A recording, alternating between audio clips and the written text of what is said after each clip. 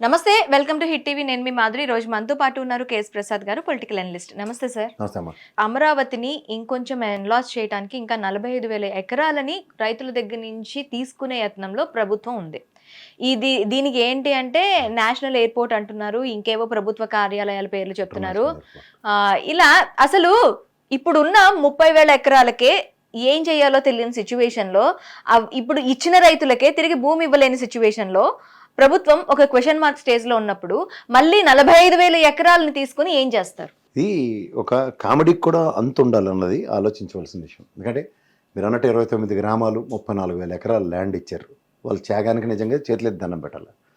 ఈ real estate వ్యాపారం అనుకుంటే ఒక పక్కన బాలకృష్ణ గారు 500 ఎకరాలు కొన్నారని ఓ డేటా నడుస్తుంది. అలాగే చంద్రబాబు నాయుడు గారు భూమి పూర్తి చేసి 5 ఎకరాల 20 సెంట్లలో ఇల్లు కట్టబోతున్నారట. వీటి కోసం ఆ పాపం వాళ్ళు అంతంత త్యాగాలు చేసి ల్యాండ్లు ఇచ్చారు. ఒక కాన్సెప్ట్ డ్రైవ్ చేయడానికి ఒక డిఫరెంట్, ఇప్పుడు ఒక ముఖ్యమంత్రి రెసిడెన్స్ ఎలాగో కడుతున్నారు, ఉదాహరణకి మంత్రులు క్వార్టర్స్ కడుతున్నారు, లేకపోతే సచివాలయ ఎంప్లాయీస్ క్వార్టర్స్ కడుతున్నారు, హైకోర్టు జడ్జిల నివాసాలు కడుతున్నారు, అలాగే హైకోర్టు భవనం కడుతున్నారు, నెక్స్ట్ అసెంబ్లీ కడుతున్నారు, నెక్స్ట్ సెక్రటరియట్ కడుతున్నారు. అంటే భూములు ఇచ్చారంటే అర్థం ఉంది. వీళ్ళు సొంత ఇల్లు కట్టుకోవడానికి, ప్రైవేట్ ఆస్తులు నిర్మించుకోవడానికి అసలు త్యాగం చేసి ఎందుకు ఇవ్వాల్సి వస్తుంది? పోనీ వాళ్ళకి ఏమైనా రీకాంపన్సేషన్స్ ఏమైనా అత్యద్భుతంగా ఇస్తున్నారా అంటే ఇక్కడ వాస్తవానికి దగ్గర లేదు. ఇప్పుడు ఉదాహరణకి 34,000 ఎకరాలు సిఆర్డీఏ చట్ట పరిధిలో తీసుకొని 20,000 ఎకరాలు ప్రభుత్వ ఆస్తులుండి ఆ కరకట్ట మీద ఉన్న ల్యాండ్లు ఇప్పటికి కూడా వాళ్ళని స్వశీనపరచుకోకుండా మూలికల రాజుది, ఆ లింగంనేనుడిది, నెక్స్ట్ రాజుగారు, బీజేపీ రాజుగారు, ఎంపీ రాజుగారు, వీళ్ళంటివన్నీ అక్కడ ఉంటుండగా కూడా నివాస యోగ్యం అండ్ వ్యవసాయ యోగ్యం కాకుండా బీడు భూముల్లో తయారు చేసిన 3 పంటలు పండే ల్యాండ్లని నాకు తెలియక అడుగుతాను. 1,00,000 కోట్ల అవినీతి జగన్మోహన్ రెడ్డి గురించి ఆడిపోసుకునే మీరు 1,00,000 ఎకరాల వ్యవసాయ కమతాలను ఏ ప్రాతిపదిక మీద రాజధాని అని పేరు పెట్టి తీసుకుంటున్నారు? పోనీ ఈ 29 గ్రామాలు ఇచ్చిన త్యాగానికి ఈ రోజుకి ఏమైనా మీరు అమరావతి రాజధానిని గజెట్ తెప్పించగలిగారా? ఆ వచ్చే 3 నీళ్ళు మట్టి కొట్టిన నరేంద్ర మోడీని మళ్ళీ పిలిచి మళ్ళీ రీవర్క్లన్నిటికీ శంకుస్థాపన చేయిస్తారట. కామెడీకి కూడా అర్థం ఉండక్కర్లే. మే 2వ తారీఖున ఇప్పుడు వస్తానని చెప్తున్నారు. ఇంతలో చంద్రబాబు గారు విదేశీ పర్యటన వెళ్ళారు. ఏంటి చేస్తారు మీరు? ఇంకా 40,000 ఎకరాలు అంటే ఇంకా అఫీషియల్గా అయితే ఎక్విషన్స్కి మీరు ప్రిపరేషన్స్ ఇవ్వలే, కానీ ఫెయిలర్లు అయితే వదిలేరు మార్కెట్లో. ఇప్పుడు దీంట్లో మీరు చెప్పినట్టు నవనగరాల్లో ఐటీ, హోటల్ ఇండస్ట్రీ, అలాగే మెడికల్ ఫెటర్నిటీ, అలాగే యూనివర్సిటీలు, నాకు తెలిసి ఆ విట్టు తప్ప ఇంకోటి రాలేదు అక్కడ. ఎయిమ్స్ ఏమో అనంతపురం నోట్లో మట్టి కొట్టి ఇక్కడ తీసుకొచ్చి పెట్టారు, సంతోషం. ఇప్పుడు దానికి తోడు 20-30 హాస్పిటల్ అక్కడే కట్టేస్తున్నాం. అలాగే విట్టుకలాంటి కాలేజీలు ఇంకో 10 కాలేజీలు అక్కడ వచ్చాయి. అది కాక లోకేష్ గారు ప్రపంచంలో ఉన్న 50 యూనివర్సిటీలు మాట దేవుడు ఎరుగు 1350 ర్యాంక్ అంత యూనివర్సిటీని తీసుకొచ్చారు. అలాంటివి ఇంకో 20 యూనివర్సిటీలు, ఒక ఎడ్యుకేషనల్ హబ్ తయారవుతుంది. అలా మొత్తం అన్నీ ఎగ్జాస్ట్ అయిపోయి ఈ 34,000 ఎకరాలు ప్రభుత్వ పరంగా 20,000 ఎకరాలు రాజధానికి పరిపక్వత చెందిపోయి ప్రపంచం తెరబడిపోయి కూర్చొని ఉన్నప్పుడు మాకు ఇంకా నా హ్యాండ్ కావాల్సి వచ్చి ఎక్వేషన్కి మళ్ళీ పిలుపునిచ్చాం అంటే ఒక సబు సందర్భం ఉంటుంది. దేనికోసం? ఇంటర్నేషనల్ ఎయిర్పోర్టా? విజయవాడకే ఇంటర్నేషనల్ స్థాయి క్రియేట్ చేసి దానికి ఇంకొక 100 ఎకరాలు 1000 ఎకరాలు ఎక్వేషన్ అంటే ఒక అర్థం ఉంటుంది. ఎగ్జిస్టింగ్ ఎయిర్పోర్ట్ని ఒక స్టాండర్డ్ మెయింటైన్ చేయడం. ఆల్రెడీ గన్నవరం ఎయిర్పోర్ట్కి ఎక్వేషన్ చేసిన దానికి దిక్కుదిమలే. ఓ పక్క భోగాపురం ఇంటర్నేషనల్ ఎయిర్పోర్ట్, తెలంగాణలో ఇంత పెద్ద రెవెన్యూ జనరేటెడ్ స్టేట్కి ఒక ఇంటర్నేషనల్ ఎయిర్పోర్ట్ ఉంది. భోగాపురం ఇంటర్నేషనల్ ఎయిర్పోర్ట్ అని చెప్పి ఇక్కడ అమరావతిలో 5,000 ఎకరాలతో ల్యాండ్ ఎక్వేషన్ చేసి ఇంటర్నేషనల్ ఎయిర్పోర్ట్ అంటే ఏంటి అంత పెద్ద వాణిజ్యం జరిపి చచ్చిపోతుంది అక్కడ? మనకంటే కోస్టల్ ఏరియా అంత విపరీతమైన ఎన్నో వేల కిలోమీటర్లు కోస్టల్ ఏరియాని షేర్ చేసుకుంటున్నాం. వాణిజ్యం మొత్తం పోర్టులు కడితే దాని త్రూగా వస్తుందంటే ఒక అర్థం ఉంది. కొత్త పోర్టులకు పునాదులు వేసాం. ఇంకా ఆల్రెడీ 10 పోర్టులు ఉన్నాయని చెప్పారు మీరు, ఇంకో 10 పోర్టులకి దీనివల్ల వాణిజ్యాన్ని పెంచే సామర్థ్యాన్ని పెంచబోతున్నానని చెప్తే దాని అర్థం ఉంటుంది. ఈ ఎయిర్పోర్ట్లో వాట్ ఈస్ దిస్ నాన్సెన్స్? ఏమైనా ఉత్తరాంధ్ర వాడు ఎక్కడైనా నాకు తెలిసి ఇక్కడికి వచ్చి రాష్ట్రం అంతా వాళ్ళు అన్ని పనులు చిన్న చితక పెద్ద పనులు చేయడానికి వస్తారు ఇక్కడికి. అంటే అక్కడికి వచ్చినప్పుడు వాళ్ళకి ఒక్కోడికి అగ్రిగేట్ 3 నుంచి 5 ఎకరాల భూమి ఉంటుంది, సొంత ఇల్లు ఉంటుంది. వాళ్ళే ఇక్కడికి వచ్చి పనిచేసి కష్ట సామర్థ్యాన్ని చూసి దగ్గర ఆడ ఎప్పుడు ఇంటర్నేషనల్ ఎయిర్పోర్ట్ లేదు కోరుకోవట్లే. ఆ నాగావళి నదికి ఏమైనా కాలువదేవి నీళ్ళు అందిస్తారా చుట్టుపక్కల ప్రాంతాలకి? ఉద్దానంలో కట్టిన హాస్పిటల్కి ఓ ప్యూరిఫైడ్ వాటర్ ఇచ్చి అక్కడి నుంచి ఇంకేమైనా మంచినీటి సదుపాయాలను మొత్తం అంతా సురక్షిత వాటర్ని అందించే కార్యక్రమానికి ఏమైనా ఈ ప్రభుత్వం కూడా దాన్ని ఎక్స్టెండ్ చేస్తుందని ఆలోచించే దగ్గర ఎన్నాళ్ళు ఈ పకోడీ కబుర్లు చెప్పి కాలశాపాలు చేస్తారు? పోనీ అక్కడ ఒక వ్యాస్ట్ డెవలప్మెంట్ జరిగిపోతుంది. 10 years ఒక అంబిగ్యూటీతోనే ఉన్నారు. ఆ మార్చి సినిమా చూడండి ఒకసారి. ఆడ జగపతి బాబు గారు ల్యాండ్లు ఎత్తుకోలేకపోతానని చెప్తాడు, పెట్రోలియం లైన్స్కో దేనికో. కానీ వ్యవసాయ కమతాలను ఏం డిస్టర్బ్ చేయలే కదా సినిమాలో. ఇవాళ మీరు అమరావతి పరిసర ప్రాంతంలో ఇచ్చిన ఏ ల్యాండ్ అయినా సరే వ్యవసాయ యోగ్యంగా ఉంది. అట్లీస్ట్ అసలు నాగరికత నదీ పరివాహ ప్రాంతాల్లో సంతరించుకుంది. నదికి ఆనుకుని ఉన్న దగ్గర 3 పంటలు పండితే ఒకడు బోరు కొట్టినా కోతమేడు దూరంలో బోరు పడుతుంది నీళ్లు. అలాంటి వ్యవసాయ యోగ్యాన్ని ఉన్న కమతాలని 1,00,000 ఎకరాలు ఇక్కడ పర్యావరణంకి 400 ఎకరాలు ఐఎంజీ భూములు తీసుకుంటారంటే ఏది ఐఎంజీ భూములకి ఈక్వల్గా ఎస్సీ యూనివర్సిటీ భూములు అంటే చిన్న చితక యాక్టర్లు మన గుర్తింపు కోల్పోయిన 2 దేశాలు ఆవిడ కూడా ఏదో స్టేట్మెంట్లు ఇచ్చింది, పర్యావరణం ఆక్సిజన్ భవిష్యత్ తరాలు నా పిల్లలకి ఆక్సిజన్ లేదని. ఎంత వ్యవసాయ కమతాలు దుర్లభం అవుతుంటే అక్కడ ఎన్ని చెట్లు పుట్టలు కొట్టాలా, వీటి మీద పర్యావరణంలో అందరూ గుడ్డుగురానికి ఫలితం అవుతుండ్రా? వాళ్ళు ఎందుకు రెస్పాండ్ అవ్వట్లేదు? గతంలో బొలిశెట్టి సత్యనారాయణ గారు ఉండేవారు ఆ జనసేన పార్టీ వలన, ఏదైనా అంటే పర్యావరణం కేసులు వేసేవారు. రుచికొండ భూములు అంటే గొల్లెట్టారు కదా, పర్యావరణ అనుమతులతోనే చెట్లు కొట్టి 9 ఎకరాల భూమిని కొట్టిన దానికి 2,47,000 కోట్లు 2,47,000 మొక్కలు ప్రభుత్వ డబ్బుతో మళ్ళీ తిరిగి రీప్లాంటేషన్ జరిగింది అక్కడ. ఇవేవి కాకుండా దాని పర్యావరణానికి విఘాతం కలిగిందని అబాస్పాలు చేసిన ఉదంతం దగ్గర నుంచి ఇవాళ ఉన్న సర్కమ్స్టాన్సెస్లో ఎక్కడికి నాంది పలుకుతున్నారు? ఏం చేయాలని అంటున్నారు? ఇవాళకి కూడా ఒక గజెట్ తెప్పించలేకపోతున్నారు అమరావతి రాజధానిని గర్వంగా చెప్పుకోవడానికి. పోనీ అక్కడికి వస్తే వాళ్ళకి యోగ్యంగా ఉండడానికి 1000 గజాలు 200 గజాలు ల్యాండ్ ఇస్తానని చెప్పింది ఈ రోజుకి కూడా వ్యవసాయ కమతాలని తీసుకున్న పాపానికి వాళ్ళకి తిరిగి ఇవ్వలేపారు.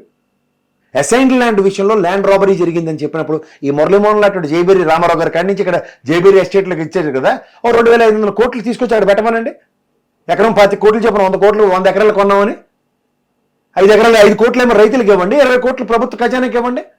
ఇలాంటి కార్యక్రమం తెరలేపం, ఇది సంపద సృష్టి అంటే అప్పుడు ఆలోచిస్తారు. ఒక వినూత్నంగా ఒక కొత్త పందాకి తెరలేపింది ఈ ప్రభుత్వం. ఎస్, వ్యవసాయ కమతాలు వ్యవసాయ నిరుపయోగంగా ఉన్నవి.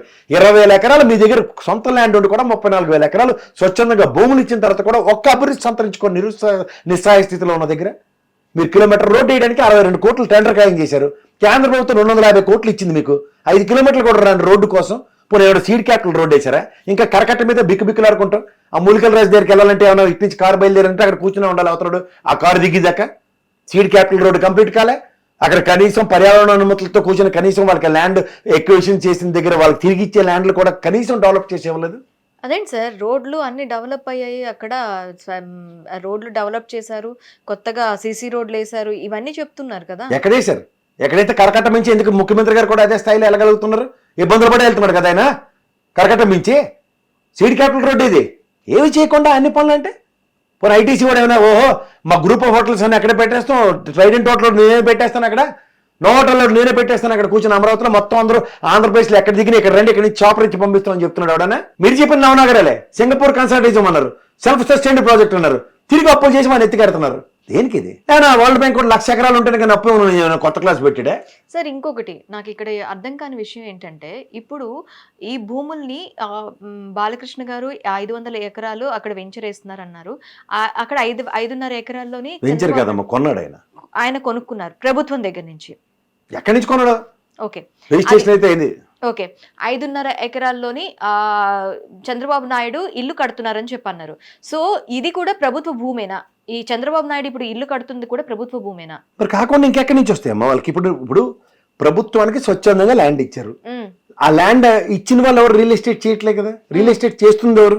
ఇది ప్రజలకు చెప్పాలి కదా సార్. ఇప్పుడు ప్రశ్న వేసుకుంటూ సమాధానం ఎవరికి చెప్పలేము. ప్రభుత్వానికి ప్రజలు స్వచ్ఛందంగా ల్యాండ్ ఇచ్చారు, స్వచ్ఛందంగా ల్యాండ్ ఇచ్చిన వాళ్ళు రియల్ ఎస్టేట్ చేయట్లేదు. గత ప్రభుత్వం ఇంటర్నల్ ట్రేడింగ్ జరిగిందని అభియోగం. ఇంటర్నల్ ట్రేడింగ్ అంటే ఎవరి దగ్గర నుంచి కొన్నారు?